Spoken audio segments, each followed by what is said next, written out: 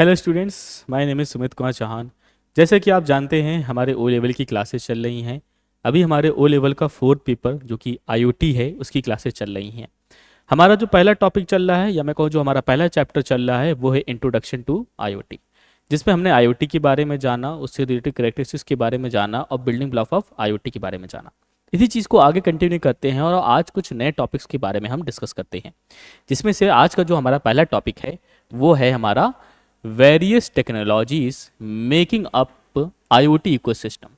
कहने का मीन क्या है कि वो टेक्नोलॉजी जिसे आईओटी इकोसिस्टम के लिए बनाया गया, डिजाइन करा गया है।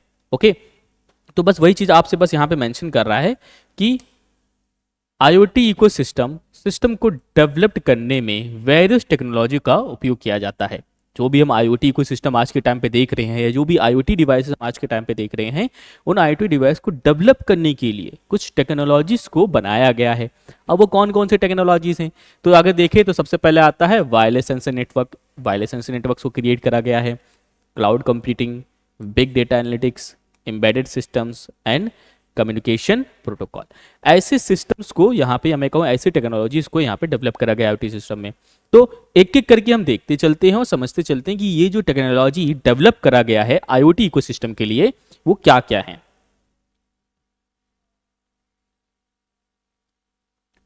जिसमें सबसे आता है पहले हमारा वायरलेस सेंसर नेटवर्क। देखो नाम से समझ आ रहा है, एक ऐसा नेटवर्क जो कैसा हो, वायरलेस हो, लेकिन वर्किंग किस पे करेगा, सेंसर पे करेगा।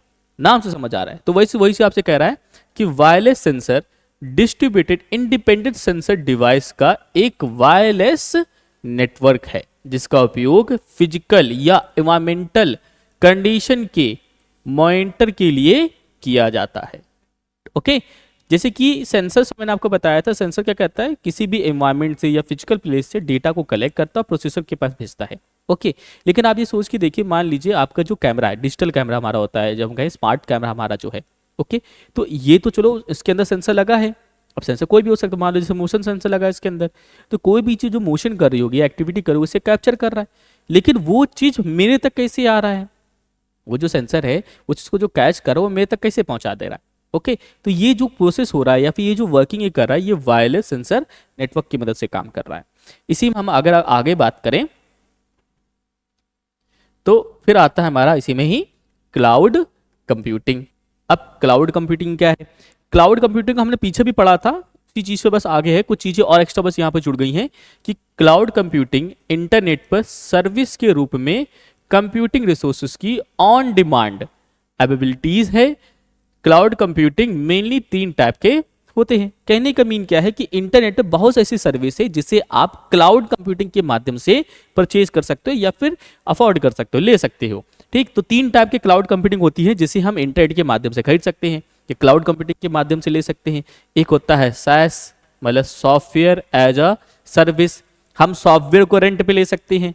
ओके, जरूरी नहीं कि मैं सॉफ्टवेयर परचेज करना जाऊं, मैंने क्लाउड सर्विस एक ले लिया, उस पर्टिकुलर क्लाउड सर्विस में मैंने सॉफ्टवेयर सर्विस ले लिया, तो मुझे बस उस सॉफ्टवेयर के लिए रेंट देना होगा, मुझे उसे परचेज करने की जरूरत नहीं है। फिर IaaS मतलब इंफ्रास्ट्रक्चर एज अ सर्विस, कहने मीन क्या है, हमने कोई प्रोसेसर रेंट पे ले लिया या कोई होस्ट हमने रेंट पे ले लिया, हमें उस चीज़ को परचेज करने की जरूरत नहीं है। और यही होता भी है आज के टाइम पे। आप जितनी भी आईओटी सिस्टम्स देख रहे हैं उनमें सब सर्विस ली गई है, रेंट पे ली गई है, खरीदा नहीं गया है। अगर हम ऐसा करते हैं तो उस पर्टिकुलर डिवाइस या उस आईओटी इकोसिस्टम की जो कॉस्ट होती है वो बढ़ जाती है, ज़्यादा हो जाएगी, तो फिर लोग उसे परचेज नहीं करेंगे। ओके, फिर लास्ट आता है PaaS, platform as a service. हम प्लेटफॉर्म को एज अ सर्विस पे ले सकते हैं। एग्जाम्पल के लिए हमारा OS मतलब ऑपरेटिंग सिस्टम, हम ऑपरेटिंग सिस्टम को एज अ रेंट के तौर पे ले सकते हैं। ओके, तो ये आपको याद रखना है कि क्लाउड कंप्यूटिंग कितने टाइप के होते हैं, तीन टाइप के होते हैं। एक होता है सॉफ्टवेयर एज अ सर्विस, एक होता है इंफ्रास्ट्रक्चर एज अ सर्विस, और एक होता है हमारा प्लेटफॉर्म एज अ सर्विस। इसे याद करने के लिए आप ऐसे याद कर लो, SIP सिप कर लो, या तो अगर और अच्छा करना चाहो तो IPS ऐसे कर लो, IPS याद कर लो। इंफ्रास्ट्रक्चर I से, P से प्लेटफॉर्म और S से सॉफ्टवेयर, ऐसे आप याद कर सकते हो इजी तरीके से।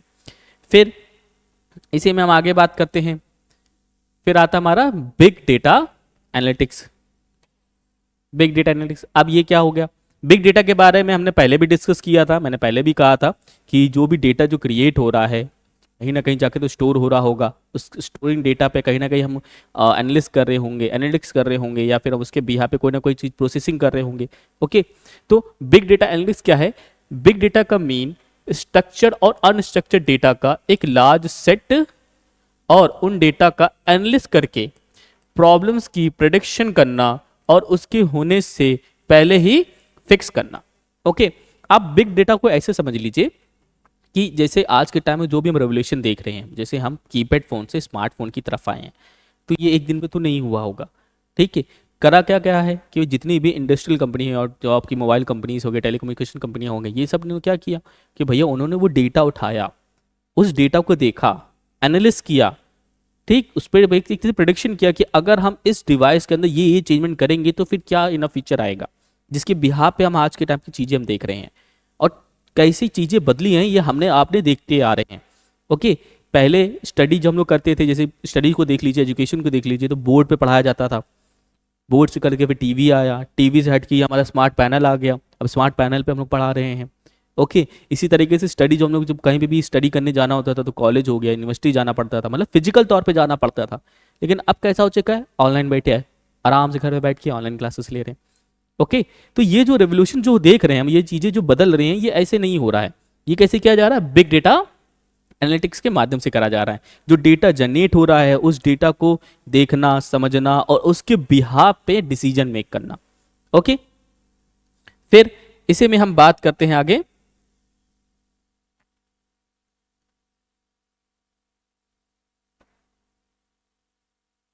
एम्बेडेड सिस्टम्स की। अगला टॉपिक हमारा क्या है? Embedded system. अब ये क्या है एम्बेडेड सिस्टम? जरा इसे समझिए कि एक एम्बेडेड सिस्टम एक कंप्यूटर सिस्टम है। क्या होता है? एक कंप्यूटर सिस्टम होता है जिसमें एक प्रोसेसर, मेमोरी, इनपुट आउटपुट और उससे रिलेटेड डिवाइसेस का कॉम्बिनेशन होता है, या हार्डवेयर और सॉफ्टवेयर दोनों का एक कॉम्बिनेशन है। एग्जाम्पल के तौर पर हमारा स्विच हो गया, राउटर हो गया, मॉडेम हो गया, इवन फोन्स भी हमारे कैसे हैं? एक एम्बेडेड सिस्टम है। कहने का मीन क्या है, जैसे आप मार्केट में, जैसे मान लीजिए आप अपना IoT डिवाइस अपना बना रहे हैं, उसके लिए आपको कंपोनेंट की नीड है, तो या तो आप कंपोनेंट खुद बना लो, या तो मार्केट में पहले से बने बनाए रखे हुए हैं, पहले से बने हुए हैं, आप क्या करो, आप लेके आओ, बस अपने डिवाइसों से लगा दो, अटैच कर दो। ओके, तो ये जो मार्केट से जो डिवाइस खरीद के ला रहे हैं, जो कंपोनेंट्स लेके आ रहे हैं, तो ये एम्बेडेड सिस्टम्स पे होते हैं, पहले से बने बनाए प्रोग्राम करे हुए रखे होते हैं। ठीक है, बस आपको लाना है और अपने डिवाइस में जोड़ देना है या अटैच कर देना है। तो बस वही आपसे कहना चाहता है कि जो एम्बेडेड सिस्टम है खुद में ही कंप्यूटर सिस्टम होता है, खुद में ही इसमें इनपुट आउटपुट आपका प्रोसेसर मेमोरी सब लगा होता है, बस आपको ला के उसे अटैच कर देना है। ओके, फिर इसे में हम बात करते हैं आगे कम्युनिकेशन प्रोटोकॉल, जो कि बहुत जरूरी है। IoT में कम्युनिकेशन प्रोटोकॉल का बड़ा रोल है भाई। ठीक है, क्योंकि भाई डिवाइस टू डिवाइस कनेक्टिविटी चल रही है, मशीन टू मशीन कनेक्टिविटी चल रही है, तो अगर इनके बीच में, मतलब एक मशीन का दूसरे मशीन के बीच में अगर कम्युनिकेशन नहीं हुआ तो डेटा ट्रांसफर नहीं होगा, जब डेटा ट्रांसफर नहीं हुआ तो वर्किंग नहीं होगी। ओके, तो कम्युनिकेशन प्रोटोकॉल का IoT में एक बहुत बड़ा रोल है। ओके, तो बस वही चीज आपसे यहां कहना चाह रहा है कि IoT में कम्युनिकेशन प्रोटोकॉल और टेक्नोलॉजीज यूज करी जाती हैं। कुछ प्रमुख IoT टेक्नोलॉजीज और protocol like Bluetooth, wifi, radio protocol, XDAA, जिनका यूज IoT डिवाइस के बीच कम्युनिकेशन स्टेबलिस्ट करने के लिए किया जाता है। ओके, तो कहने का सिंपल सा मीन ये है कि हम कुछ प्रोटोकॉल के माध्यम से अपने IoT डिवाइस में कम्युनिकेशन स्टेब्लिश कर सकते हैं। ओके, कुछ नाम जैसे यहाँ पे मैंने मेंशन कर रखा है, जिग्बी है हमारा, एक हमारा NFC होता है, UDP है हमारा, सेलुलर है, MQTT है। ठीक, इस तरीके से हमारे पास कुछ प्रोटोकॉल्स हैं जिनके माध्यम से हम कम्युनिकेशन कर सकते हैं डिवाइस टू डिवाइस में। ओके, इसे में हम आगे बात करते हैं सम कॉमन कम्युनिकेशन प्रोटोकॉल। कुछ कॉमन कम्युनिकेशन प्रोटोकॉल है हमारे जो IT में यूज किए जाते हैं और बहुत ही कॉमन है। कुछ के तो आपने नाम भी सुने होंगे, जैसे कि एक आता है हमारा कोप नाम का, कॉन्स्ट्रेंट एप्लीकेशन प्रोटोकॉल। ठीक, ये एक हमारा ये प्रोटोकॉल है। ये कैसा प्रोटोकॉल है हमारा? ये एक लाइट वेट प्रोटोकॉल है जो स्पेशली इंटरनेट के लिए, मतलब internet of things IoT device के लिए डिजाइन किया गया है। ओके, स्पेशली तौर पे ये इसी चीज के लिए डिजाइन करा गया है। ओके, और इसका फायदा क्या है? फायदा इसका ये हो जाता है कि जैसे आप किसी भी IoT डिवाइस में से कनेक्ट करते हो, जैसे जो आपका ये जो कोप है, इसे आप किसी भी डिवाइस में जब आप जैसे बाय प्रोटोकॉल ये अगर कनेक्ट होता है, ठीक, तो आप इसमें डेटा का कम्युनिकेशन डायरेक्ट तौर पे करा सकते हैं। डायरेक्ट तौर पे। और इसका इस्तेमाल मोस्टली कहाँ पे हो रहा है, जैसे हमारे आज का टाइम पर जो स्मार्ट लाइट्स होते हैं, स्मार्ट बल्ब्स होते हैं, जो हम लोग स्मार्ट वॉच पहनते हैं, इन सब में इसका आज के टाइम पे इस्तेमाल किया जा रहा है। ओके, तो वही चीज़ है। लेकिन इसकी मेन इशू क्या है कि इसे हम सिर्फ छोटे एरिया में ही यूज कर सकते हैं। छोटे एरिया कहने का मीन क्या है कि ये जो प्रोटोकॉल है इसकी जो रेंज होती है वो ज़्यादा बड़ी नहीं होती, वो छोटी सी रेंज होती है, तो हम छोटे एरिया में ही इसका इस्तेमाल कर सकते हैं। दूसरा क्या कह रहा है आपसे, कॉन्स्टेंट डिवाइस एंड नेटवर्क के लिए डिज़ाइन किया गया है। मतलब कहने का मीन क्या है, ऐसे डिवाइसेस जिनमें बैटरी का जो बैटरी ड्रेनेज होती है उसमें कम होनी चाहिए, ज़्यादा नहीं होनी चाहिए, उसके लिए इसे डिज़ाइन करा गया हुआ है। और क्या है, रेस्टफुल आर्किटेक्चर है, लो पावर कंजप्शन, जो मैंने अभी आपको बताया। लो पावर कंजप्शन कहने का मीनिंग यही है कि वो जो पावर कंजप्शन है इसका ज़्यादा नहीं होगा, कम होगा। ओके, यूडीपी बेस्ड होता है। यूडीपी बेस्ड का देखो, यूडीपी प्रोटोकॉल, एक प्रोटोकॉल और होता है TCP protocol, TCP and UDP, ये दो प्रोटोकॉल होते हैं। आपने ओएसआई मॉडल के बारे में सुना होगा, ओएसआई मॉडल, और एक होता है आपका टीसीपी आईपी मॉडल। ये दो मॉडल होते हैं, नेटवर्क मॉडल कहा जाता है इन्हें, ठीक, जिनमें ओएसआई मॉडल हमारा एक कॉन्सेप्चुअल मॉडल है और टीसीपी आईपी मॉडल हमारा एक प्रैक्टिकल मॉडल है। ओके, तो ओएसआई मॉडल जिन्होंने पढ़ा होगा उन्होंने वहां पे ट्रांसपोर्ट लेयर पे, कौन से लेयर पे, ट्रांसपोर्ट लेयर पे, वहां पे इन दो प्रोटोकॉल के बारे में पढ़ा होगा, टीसीपी यूडीपी प्रोटोकॉल। दोनों का अपना एक रोल है, नेटवर्क पे डेटा शेयर करने के लिए इन दोनों का अपना एक रोल है, दोनों ही अलग अलग तरह से वर्किंग करते हैं। ओके, लेकिन जो कोप में जैसे यूडीपी काम कर रहा है तो इसका कुछ अच्छा भी है लेकिन कुछ चीजें इसकी बेकार भी हैं, मैं कहूँ बुरी भी हैं। क्या अच्छा क्या बुरा है, बात अगर जब यूडीपी की करी जाती है तो यूडीपी प्रोटोकॉल फास्ट होता है, रिलायबल होता है, मतलब रिलायबल तो नहीं होता, फास्ट है। आप इसमें डेटा जो अगर भेज रहे हो बाय यूडीपी प्रोटोकॉल, अगर डेटा जा रहा है तो फास्ट तो जाएगा लेकिन सिक्योर नहीं होगा, अनसिक्योर होगा। रीजन ये है, जैसे कि अगर आप व्हाट्सएप पे कहीं मैसेज कर रहे हो या फिर बाय टेक्स्ट मैसेज आप कर रहे हो, ओके, तो अगर बाय नेटवर्क इशू या किसी भी इशू की वजह से वो मैसेज अगर सेंड नहीं हुआ तो वो रिफ्लेक्ट हो जाता है, आपके पास मैसेज आ जाता है, this message will be not delivered या this message will be not send, send again, ऐसे करके मैसेज आ जाता है। ठीक है, तो ये जो हो रहा है ये टीसीपी प्रोटोकॉल की वजह से हो रहा है। यूडीपी प्रोटोकॉल में ऐसा नहीं होता, आपने मैसेज भेज दिया बस खत्म कहानी। अब वो अगर रास्ते में कहीं खो गया या कहीं गुम हो गया तो ये इसका कोई नोटिफिकेशन आपके पास नहीं आएगा, कोई अलर्ट नहीं आएगा कि आपका मैसेज जो है वो गया ही नहीं, ये इन्फॉर्मेशन आप तक नहीं पहुंचेगी। ओके, तो यूडीपी प्रोटोकॉल की एक दिक्कत है, लेकिन आईओटी में इन सबको हैंडल करने के लिए अलग तरीके भी हैं जिसकी वजह से यह हैंडल किया जा सकता है। ठीक है, और कोप जो हमारा ये प्रोटोकॉल है कहां पे यूज किया जा रहा है, स्मार्ट सिटीज में इसका इस्तेमाल किया जाता है। इसी तरीके से हम बात करते हैं आगे, फिर आता है हमारा HTTP और HTTPS, ये दो प्रोटोकॉल हमारे आते हैं। तो एक होता है हमारा हाइपर टेक्स्ट ट्रांसफर प्रोटोकॉल, फिर एक होता है हमारा hyper text transfer protocol secure. ठीक, तो ये दो टाइप के भाई प्रोटोकॉल हमारे हैं। ठीक है, अब जरा इसको समझ लेते हैं, अब ये है क्या, तो को HTTP और HTTP में डिफरेंस क्या, जरा ये समझ लो। HTTP एंड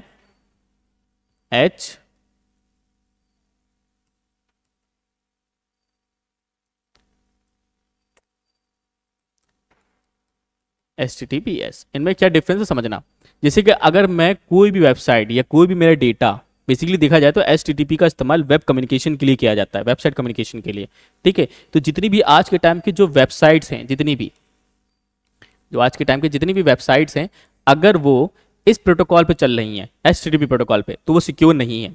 इसका भी एक रीजन है, सिक्योर क्यों नहीं है, क्योंकि HTTP प्रोटोकॉल पे जो भी डेटा ट्रांसफर होता है वो एक प्लेन टेक्स्ट में होता है। किस में हो रहा है, प्लेन टेक्स्ट में, प्लेन टेक्स्ट में होता है। प्लेन टेक्स्ट कहने का मीन क्या है कि जैसे अगर मैंने किसी को हेलो भेजा बाय दिस प्रोटोकॉल, ठीक, तो वो हेलो के ही फॉर्म में जाएगा, तो कोई भी बीच में पढ़ सकता है उसे। कोई भी अगर man in the middle attack हो जाए तो भाई कोई भी बीच में बैठा या सेशन हाईजैक हो जाए तो कोई भी मिडिल में बैठा व्यक्ति या कोई भी पर्सन या कोई भी सिस्टम वो मेरा मैसेज पढ़ सकता है, रीड कर सकता है। ठीक, तो इसलिए सिक्योर नहीं है। लेकिन वही अगर हम HTTPS की बात कर लेते हैं तो ये सिक्योर होते हैं, क्योंकि भाई साहब ये करते क्या है कि जो भी डेटा ट्रैवल कर रहा है उसे वो लॉक कर देते हैं। क्या कर देंगे, लॉक कर देंगे, उसे कहा जाता है इनक्रिप्शन। क्या कहेंगे हम लोग, इनक्रिप्शन कहेंगे, या इनक्रिप्ट कर देता है। ठीक, और ये इनक्रिप्ट करने का मीन क्या है, ये लॉक हो गया, अनरीडेबल फॉर्मेट में चला गया, कोई भी इसे रीड नहीं कर सकता। कब तक नहीं कर सकता, जब तक इसमें इस लॉक में डिक्रिप्शन की ना डाली जाए। क्या न डाली जाए, डिक्रिप्शन की। जब तक डिक्रिप्शन की नहीं जाएगा इस लॉक के अंदर, तब तक ये डेटा जो इंक्रिप्ट है वो डिक्रिप्ट नहीं हो पाएगा। ओके, यही रीजन नहीं कि आज के टाइम पे जितनी भी वेबसाइट्स है, जितनी भी सिक्योर वेबसाइट, वो सब किस पे काम कर रही हैं? HTTPS प्रोटोकॉल पे काम करती हैं, लेकिन STD पे काम नहीं करती हैं। ओके, ये आप याद रखिएगा। तो बस आपसे वही कह रहा है कि HTTP प्रोटोकॉल क्या है? वेब कम्युनिकेशन के लिए वाइडली यूज किया जाता है, मतलब वेबसाइट्स के लिए। स्टेटफुल और स्टेटलेस कम्युनिकेशन के लिए यूज किया जाता है। HTTPS का यूज करके सिक्योर रहा जा सकता है। जैसे मैंने आपसे कहा, कहाँ यूज हो रहा है? तो वेब बेस्ड IoT एप्लीकेशन में इसका इस्तेमाल किया जा रहा है, और क्लाउड बेस्ड IoT सर्विसेज में भी इसका इस्तेमाल किया जाता है। ओके, फिर वही हम बात करते हैं हमने DDS की। ये क्या है? तो ये है data distribution service. Data distribution service कहने का मीन क्या है? ये एक मिडिलवेयर प्रोटोकॉल है जो IoT और उससे डिस्ट्रीब्यूटेड सिस्टम के लिए रियल टाइम डेटा कम्युनिकेशन को मैनेज करता है। ये प्रोटोकॉल स्पेसिफिकली ऐसे एनवायरनमेंट में यूज होते हैं जहां डिवाइस को एक दूसरे से कम्युनिकेट करना होता है बिना सेंट्रल सर्वर के। ठीक, मतलब ये डायरेक्ट कम्युनिकेशन कर सकते हैं, बीच में कोई सेंट्रल सर्विस की रिक्वायरमेंट नहीं है। ओके, तो बस मेन चीज क्या है कि ये जो आपका जो DDS प्रोटोकॉल है, ये रियल टाइम डेटा एक्सचेंज के लिए यूज किया जाता है, रियल टाइम डेटा एक्सचेंज। और इसमें एक मॉडल चलता है publish and subscribe model. Publish subscribe model कहने का मीन क्या है?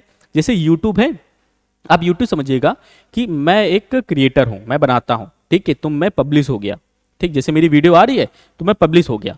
आप क्या हो? सब्सक्राइबर। पब्लिशर मैं हो गया, आप हो गए सब्सक्राइबर। ठीक है भाई, मैं तो कंटेंट डालता जा रहा हूं। ओके, आप आए, आपने मेरे चैनल को सब्सक्राइब कर लिया। अब सब्सक्राइब करने के बाद आपने जिस वीडियो के लिए या जिस डेटा के लिए आपने सब्सक्राइब किया होगा, वही डेटा आपके पास पहुंचेगा, उसके अलावा कोई दूसरा डेटा नहीं पहुंचेगा। तो पब्लिशर का काम क्या होता है? डेटा को जनरेट करते रहना। ठीक है, वो डेटा जा किसके पास रहा उसे नहीं पता। जैसे मैंने तो अपलोड कर दी ना वीडियो, और वीडियो किसके पास जा रहा है मुझे क्या पता? भाई बहुत से लोगों ने सब्सक्राइब कर रखा है, तो किसके पास कौन सी वीडियो जा रहा है मुझे इसकी कोई जानकारी नहीं। इसी तरीके से जो सब्सक्राइबर होता है उसे भी जानकारी नहीं होता है कि पब्लिशर ने क्या क्या डेटा भेज रखा है, या पब्लिशर जो है वो कौन है, इसे भी नहीं पता। ठीक है, बस क्या होता है कि पब्लिशर ने डेटा भेजा, सब्सक्राइबर ने जो डेटा सब्सक्राइब करके रखा होगा वही डेटा उसे मिल जाएगा। ओके, तो यही हमारा पब्लिश और सब्सक्राइबर मॉडल होता है।